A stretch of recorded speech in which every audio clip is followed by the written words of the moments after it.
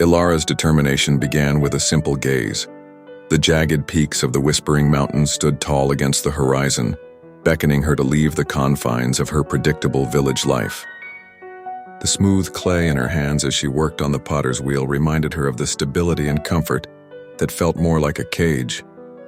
Within the depths of her heart, she knew she yearned for something greater, something that the mountains whispered but remained forever shrouded in mystery. The villagers were quick to scoff at her aspirations, their laughter ringing in her ears like a storm. A woman alone? Foolish.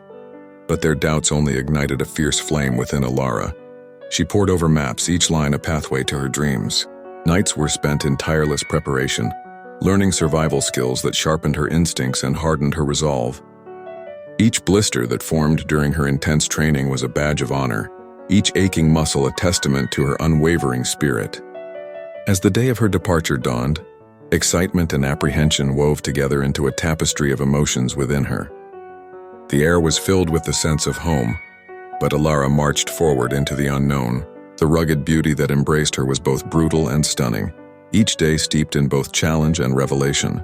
Blisters transitioned into calluses as she pushed through pain, loneliness, and self-doubt, discovering the tenacity she never knew existed within her. Each night presented its own battles against the wilderness. One harrowing evening, a pack of wolves encircled her camp, their eyes glinting in the moonlight. Fear surged within her, threatening to paralyze her, but she cast it aside like old skin. Standing her ground, she found her voice shaking yet resolute.